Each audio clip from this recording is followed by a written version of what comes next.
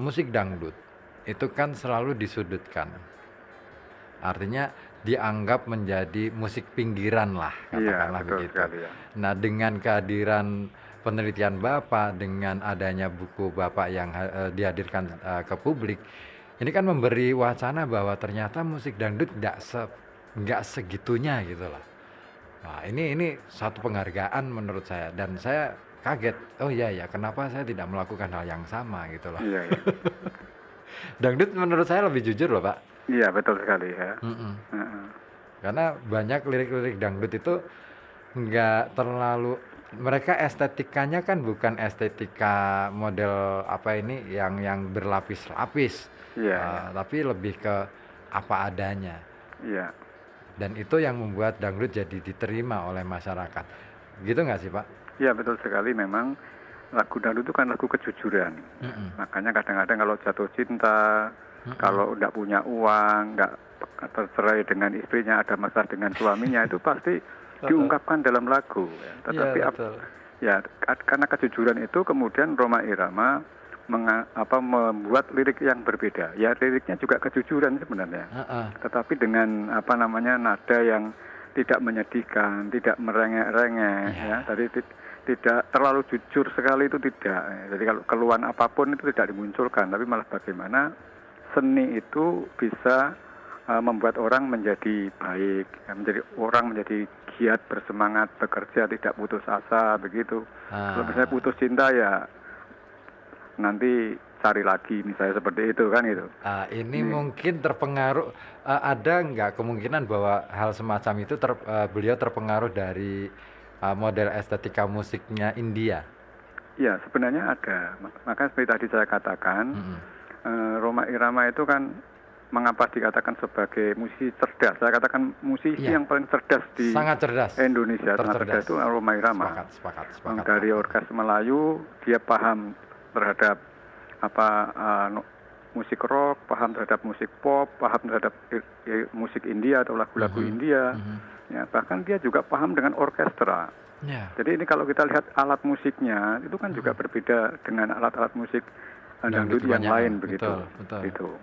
Jadi ini sesuatu yang sangat sulit sebenarnya dilakukan oleh musisi dangdut yang lain begitu. Betul. Ya, meskipun sekarang banyak sekali orang mengikuti jejak Rhoma ya, dengan mengikuti gaya-gayanya Rhoma itu banyak. Iya, gitu. tapi hanya gaya, Pak. Iya, gayanya. Tapi belum mampu ya. Belum mampu. Karya-karyanya belum mampu. Belum mampu. Ya. Sulit untuk bisa sampai ke sana karena saya melihat sosok Rhoma Irama, semoga aja suatu ketika Bang Haji Rhoma Irama bisa hadir ke Pekalongan terus mampir ke mobil lah. Ya.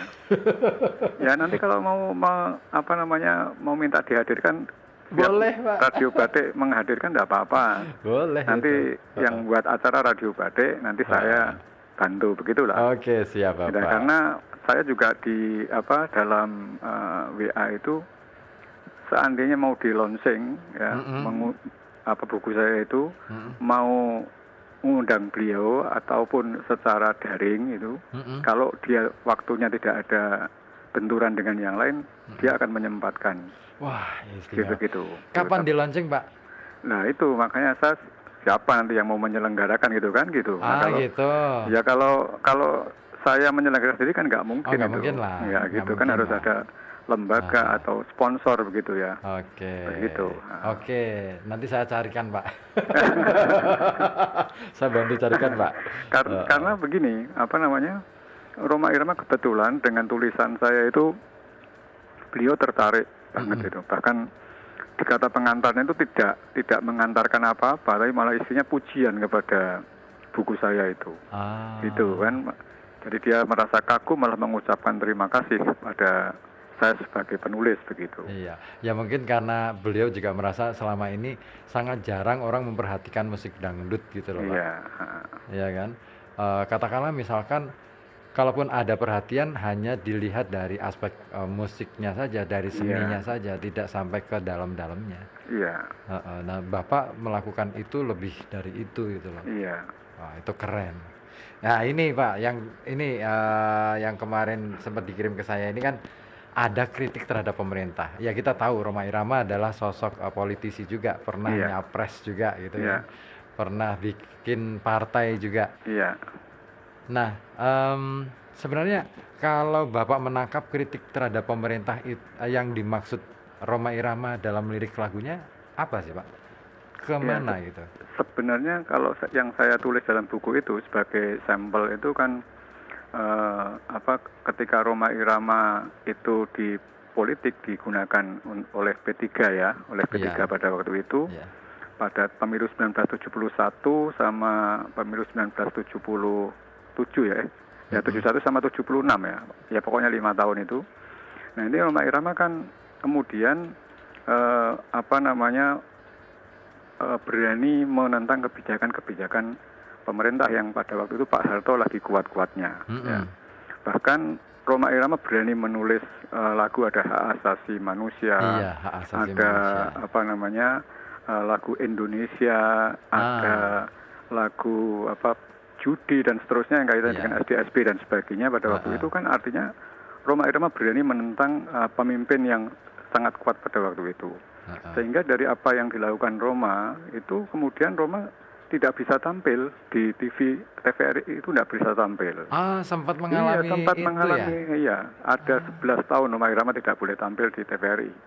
Karena dia sebagai jurkam jurkam P3 gitu kan. Dan P3 pada waktu itu masih kebetulan berasaskan Islam ya, belum menjadi partai nasional begitu. Sempat juga ya. Saya baru tahu ini kalau beliau sempat istilahnya dibredel kalau istilah media. Iya. Wah, berarti ya memang ya kritik beliau ya memang sangat tajam sih Pak. Iya. Saya lihat di lirik lagunya yang Indonesia itu kan yang kaya makin kaya, yang miskin makin miskin. Nah, bagus suaranya kok. Ya. Aduh, wah ini apa ya? Negara bukan milik golongan ya. Ya betul. Ya, golongan apa kan gitu kan? Negara bukan milik perorangan gitu kan? Nah itu. Itu dia. Ini sindiran yang sangat tajam sebenarnya dan beliau begitu berani blak-blakan gitu loh sebenarnya. Iya. Ini kan model blak-blakan betul. Iya. Nggak pakai kayak kalau Iwan Fals itu kan masih ada sedikit ini ya tabir. Iya. Ketika menyampaikan kritik gitu. Cuman memang tajam juga. Tapi ini jauh lebih tajam. Nah itu tadi kehebatan Rhoma Irama. Dia memainkan kritik dengan nada ketika dinyanyikan itu nggak kerasa itu kritik Pak. Iya. Ya nggak sih? Iya betul kan. Seperti lagu Indonesia Raya itu kan dikira kan ya, yang kaya makin kaya, yang biasa-biasa saja. Tapi isinya kan. Iya. Memang betul. isinya kan dia Indonesia ya, menunjukkan kekayaan Indonesia yang luar biasa. Tapi akhirnya kan mengapa kok bisa yang kaya makin kaya, yang miskin makin miskin gitu loh. Itu betul. Nah, padahal sumber daya alamnya melimpah, ya, sumber daya manusianya juga bagus-bagus begitu ya. Tapi mengapa kemakmuran kok tidak merata begitu? Ini kan sesuatu yang mungkin tidak ada penyanyi dangdut berani begitu kan. Jarang. Mungkin kalau ada penyanyi pop ya 1-2 seperti hanya Iwan Fals gitu. Tapi yang lain kan semuanya menggunakan seni tidak digunakan sebagai kepentingan-kepentingan yang pragmatis atau yang mengandung nilai moral.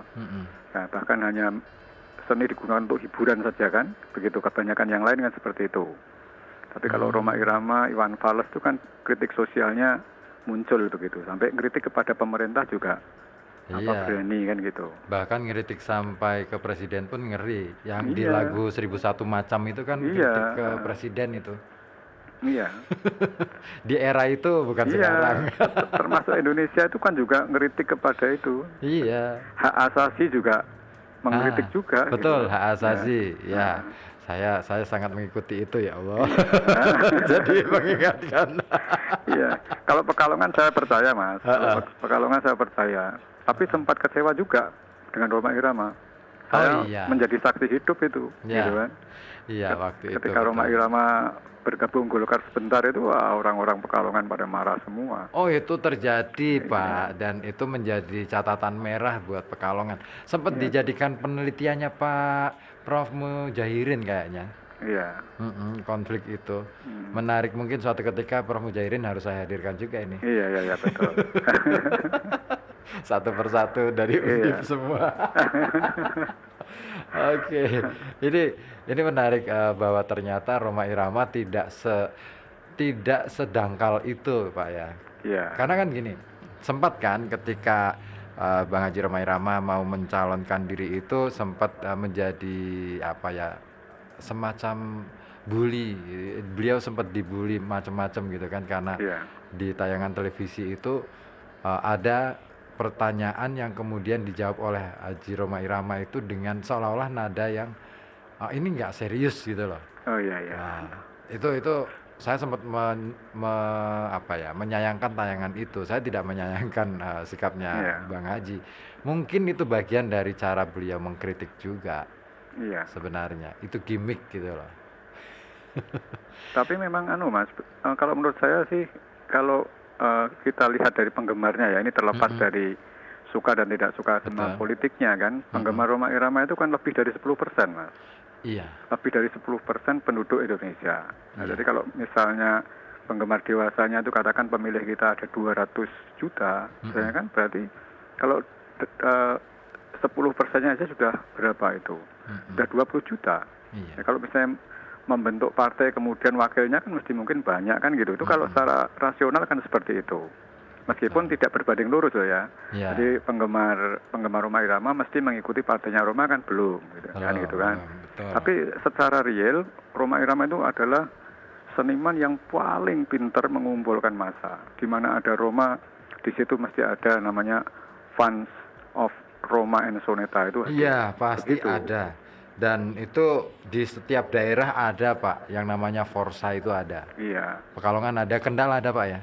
ada juga ya. Nah, itu artinya kan bisa nggak Pak dikatakan bahwa Rhoma Irama adalah seorang role model gitu. Bisa, kalau saya mengatakan bisa seperti itu role model ya. Bahkan saking cintanya kepada Rhoma Irama, Forsa itu kemana-mana itu menggunakan simbol Rhoma dan Soneta semua. Iya. Kaosnya, gayanya, gitarnya, gaya berbicaranya. Iya. Itu jubah-jubahnya semuanya mengikuti. Maka saya mengatakan juga yang di dalam tulisan saya itu, Rhoma Irama itu juga sebagai seorang pengusaha dalam bidang entertain yang paling besar di Indonesia ini. Begitu, karena bisa sampai tidak hanya menjual lagu ya, tapi sampai bisa menjual pernik-pernik itu. Kan Rhoma ada PT namanya PT Soneta Rhoma Irama itu kan, di dalamnya baru meluncurkan Rhoma Official itu. Iya, sampai di Pekalongan sendiri ada Pak yang seorang pengusaha bikin radio dinamain nama bandnya Rhoma Irama. Iya. Gitu. Berarti itu kan saking ngefans-nya sama Rhoma Irama ya. Beliau sangat ngefan. Iya. Bosnya itu sangat ngefan itu. Kalau semoga aja beliau sedang mendengarkan. Wah, bener-bener ngefan ya, gara-gara ngefan itu akhirnya radio yang dia miliki itu dinamai Soneta itu. Oh, itu ada radionya namanya Radio Soneta? Iya, di Pekalongan. Oh, saya baru tahu itu. Kapan Pak mau ke Pekalongan? Ya, kapan-kapan lah. Berarti lagunya Rhoma Irama terus ya? Iya, saya dulu di situ. Oh ya, kelihatan berarti ini pindah ini ya. Nah ini kok di Radio Kota Batik juga ngangkat Rhoma Irama kok boleh ya? Loh, kan ini kewenangan saya Pak. Program Koja Sastra adalah program saya yang kemudian saya ajukan ke RKB supaya ada wadahnya, supaya kajian sastra menjadi sesuatu yang menarik untuk ditampilkan ke publik begitu Pak. Iya, betul sekali. Setuju saya. Iya, karena kan selama ini ketika ngomongin sastra selalu seolah-olah itu serius melulu. Iya. Bahkan di koran-koran, siapa sih yang sekarang baca koran gitu. Makanya saya juga termasuk ngangkat-ngangkat yang sangat dekat dengan masyarakat. Itu kan tujuan saya kan supaya mereka juga paham tentang sastra juga, bahwa sastra itu luas begitu. Iya. Ya, termasuk lirik lagu itu juga adalah sastra.